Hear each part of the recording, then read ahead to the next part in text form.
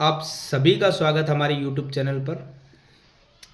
आज हम कक्षा 7 की प्रश्नावली संख्या 9.2 हल कर रहे हैं। सवाल नंबर 1। यहाँ पर हमें दिया गया है कि निम्न त्रिज्याओं वाले वृत्तों की परिधि ज्ञात करो, और जिसमें हमें त्रिज्या आपको पहले से दी गई है 14 सेंटीमीटर। तो किसी भी वृत्त की परिधि ज्ञात करने के लिए हमें उसका फॉर्मूला याद रखना बहुत ज़रूरी होता है, जो कि होता है वृत्त की परिधि 2πr। देखिए 2 सीधा रहेगा, r का मतलब होता है जो त्रिज्या हमें दी जाती है वो त्रिज्या यानी कि 14 सेंटीमीटर। अब रही पाई की बात। देखिए पाई का एक सर्टन आपको एक मान दिया जाता है, तो आपको पाई का मान वैसे दिया जाएगा जो भी होगा, और अगर नहीं दिया जाएगा तो पाई का मान 22/7 ही रखना होता है। अदरवाइज आपको पहले से मिलेगा क्वेश्चन के पीछे, तो आपको वही रखना है। तो जैसे 7 से 14 कट रहा है 2 बार, 2 गुणा 22 होता है 44, और 44 गुणा 2 होता है 88, यानी 88 सेंटीमीटर है तो सेंटीमीटर। इसी प्रकार इसमें जो दूसरा सवाल है उसमें हमें दिया गया है 2.8 mm, सॉरी 2.8 नहीं 28 mm। तो वृत्त की अगर हमें परिधि निकालनी है तो फॉर्मूला तो वही रहेगा 2πr। 2 पाई का मान अब हमें पता लग चुका है, r मतलब त्रिज्या ही होती है। तो 7 से 28 जाएगा 4 बार, 2 की गुणा 22 से 44, और 44 की गुणा 4 से करेंगे तो आएगा 176 सेंटीमीटर। इसी प्रकार जो तीसरा सवाल इसमें हमें दिया गया है उसमें हमें त्रिज्या दी गई है 21 सेंटीमीटर।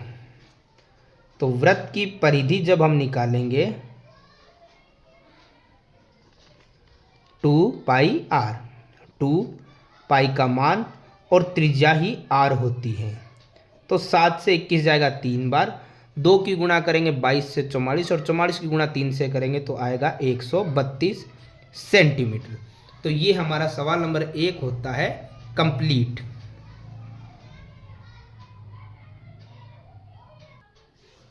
सवाल नंबर 2 हमें यहाँ पर दिया गया है कि निम्न वृत्तों का क्षेत्रफल ज्ञात करो, जहाँ पर आपको पहले से त्रिज्या या व्यास कुछ ना कुछ दिया जाता है।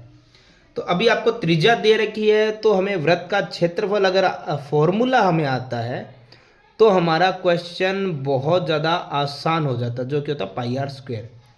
देखिए हमने पहले परिधि निकाली थी जो 2πr होती थी, अब हम निकाल रहे हैं क्षेत्रफल जो होता है πr²। तो देखिए पाई का मान आपको मिलेगा तो आपको उसी का यूज करना है, 22/7। r मतलब त्रिज्या जो हमें पहले से दी गई है 14, और स्क्वायर है मतलब 14 को 2 बार लिखना है। अगर क्यूब होता तो 3 बार, लेकिन क्षेत्रफल में स्क्वायर ही आएगा वृत्त के क्षेत्रफल में। तो देखिए यहाँ पे 7 से 14 कट जा रहा है तो उसे आप काट दीजिए। 22 गुणा 2 होता है 44, और गुणा में 14 है, तो अब सिर्फ इनकी गुणा ही करनी है आपको। 14 चौक 56 हासिल 5, 14 चौक 56 और 5 16, सॉरी 61, 16 नहीं 61, 616।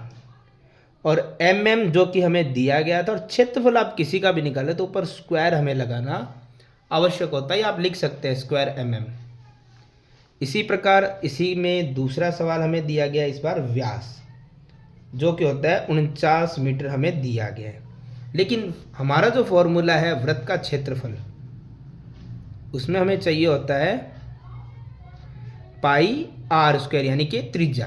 त्रिज्या तो हमारे पास है नहीं, तो त्रिज्या जब व्यास दिया गया हो तो त्रिज्या निकालने का फॉर्मूला होता है व्यास बटे में 2।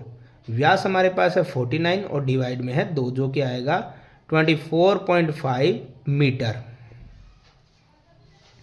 अब पाई का मान हमें रखना है 22/7, और त्रिज्या जो कि हमने निकाली थी 24.5, इसको हमें लिखना है 2 बार। अगर आप काट सकते तो काट दीजिए, 7 से कट रहा है 7 या 21.75 35, और अगर आप नहीं कट कर पा रहे तो गुणा करके भाग कर दो, सिंपल सी बात है, इसमें कोई वो बड़ी बात नहीं है। तो ये आएगा आपका 22 5 110, 22 तिया 66 और 77.0 यानी 77 ही लिखिए, गुणा में 24.5। 22 की गुणा हमने 3.5 से की तो 77.0 है, जो कि रहेगा 77, और उसकी हमें गुणा करनी है 24.5 से, तो ये रहेगा हमारे लिए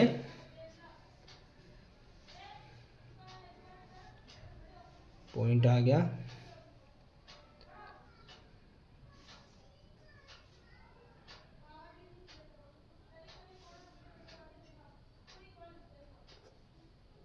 मीटर स्क्वायर, क्योंकि जब भी हम क्षेत्रफल निकालेंगे तो हमें मीटर स्क्वायर या स्क्वायर मीटर आप लिख सकते हैं, हिंदी में लिखे तो वर्ग मीटर भी आप लिख सकते हैं।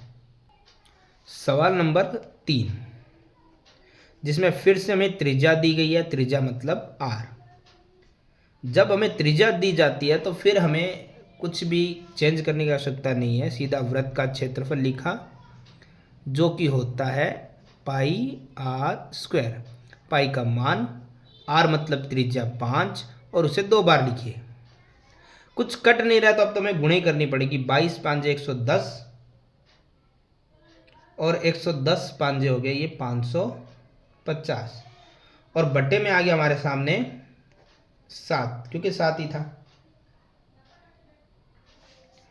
हाँ, वैसे तो ये कट नहीं रहा तो हम इसे भी सेंटीमीटर स्क्वायर बना सकते हैं, लेकिन अगर कट रहा है तो हम इसे आगे हल कर देंगे। जैसे ही 7 से कट रहा है, 7 7 49, बच गया 6, 7 8 56, बच गया 4, पॉइंट आएगा 7 5 35,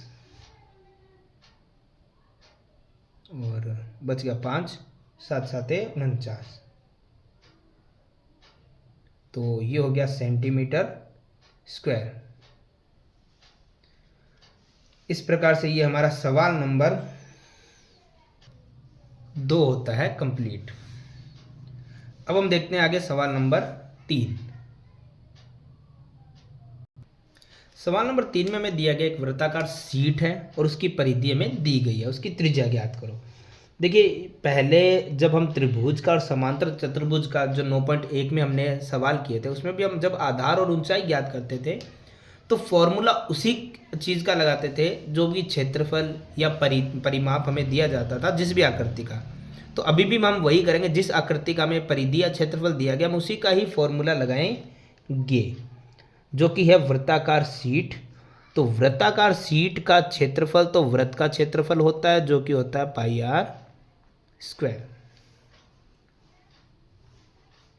यहां पे हमें क्षेत्रफल निकालना है, सॉरी गलत लगा दिया हमने, वृत्त की परिधि दी गई है तो वृत्त की परिधि का सूत्र लगाएंगे, वृत्ताकार शीट की परिधि, जो कि होता है 2 पाई आर। परिधि के नीचे परिधि रहेगा, बराबर के नीचे बराबर, 2 के नीचे 2, पाई की जगह हम पाई का मान रख देंगे, जो कि होता है 22/7, और आर जो कि हमें निकालनी है तो आर को यहीं रखेंगे। बाकी सभी संख्याओं को हम ट्रांसफर करेंगे। जैसे यहां पर 2 गुणा 22 जो गुणा में वो चले जाएंगे भाग में, और जो भाग में वो चला जाएगा गुणा में। तो देखिए 2 से ये कट रहा है, 2 7 14, 2 7 14, फिर ये कट रहा है 11 के पाड़े से, 11 दूना 22, 11 7 77, तो 7 गुणा 7 हुआ 49, और डिवाइड में है 2, तो 2 का डिवाइड करेंगे तो आगे 24.5 मीटर, ये मीटर में है सवाल, ठीक है। ये निकली है हमारी त्रिज्या। अब हमें इसी वृत्त का निकालना है वृत्ताकार शीट का क्षेत्रफल। तो वृत्ताकार शीट का क्षेत्रफल रहेगा हमारे लिए पाई आर स्क्वायर। तो पाई का मान, आर यानी कि जो त्रिज्या हमने निकाली है वही, और गुणा में वापस से रिपीट। जैसे कि आपको पता होगा कि हमने जो अभी पिछला सवाल किया था, सेकंड नंबर सवाल, उसके अंदर भी यही त्रिज्या आई थी, तो हमारा जो आंसर था एक्चुअली वही सेम त्रिज्या है, तो वही ही आंसर आएगा। यानी कि हमने इसको काटा था 3.5 बार, फिर हमने 22 की 3.5 से गुणा की थी 77, ये तो मुझे याद ही रह गया है, और गुणा में था 24.5, जो कि ऑलमोस्ट आपका रहेगा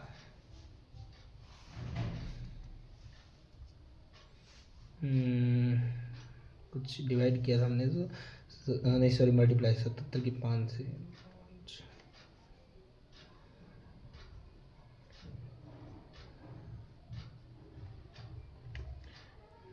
मीटर स्क्वायर। तो ये हमारा सवाल नंबर 3 होता है समाप्त।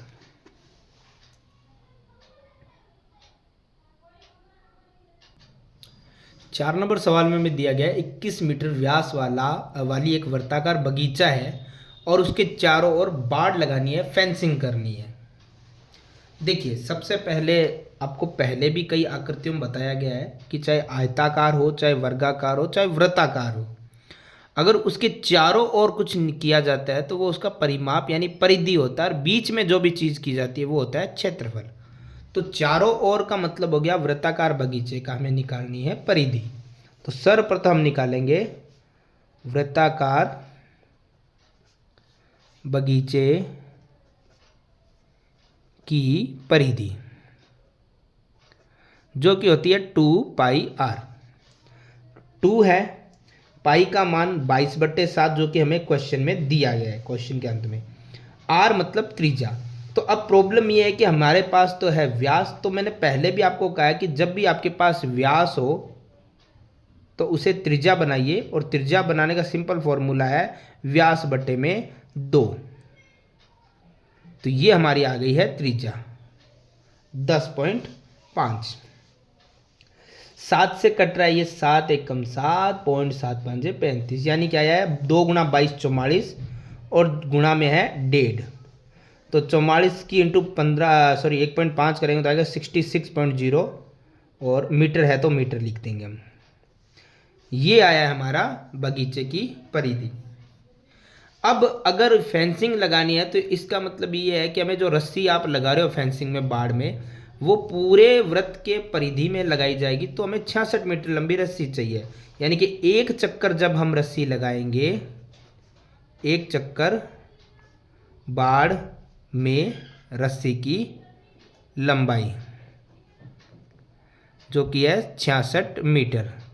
लेकिन हमें यहाँ पर बोला गया कि 2 चक्कर लगाने हैं, तो 2 चक्कर में सीधी सी बात है रस्सी भी डबल लगेगी। तो 2 चक्कर बाड़ में रस्सी की लंबाई हो जाएगी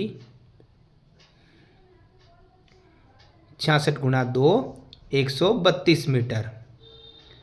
और अब यहाँ कहा जा रहा है कि अगर 4 रुपये प्रति मीटर की दर से रस्सी का खर्चा बताओ, यानी कि 1 मीटर पर रस्सी पर व्यय 4 रुपये का हो रहा है। तो हमें तो 132 मीटर चाहिए, यानी कि 1 मीटर अगर 4 रुपये की आ रही है तो 132 मीटर रस्सी कितने की आएगी, तो उसका हमें करने के लिए चाहिए 132 जितना हम खरीद रहे हैं और इंटू 4। तो 4 की गुणा करेंगे तो ये आएगा 4 दूना 8, 4 तिये 12, 4 कम 4 528 रुपये। यानी कि जितनी भी फेंसिंग हम करेंगे तो उनका टोटल खर्चा आने वाला 528 रुपये। ये हमारा सवाल नंबर 4 होता है समाप्त।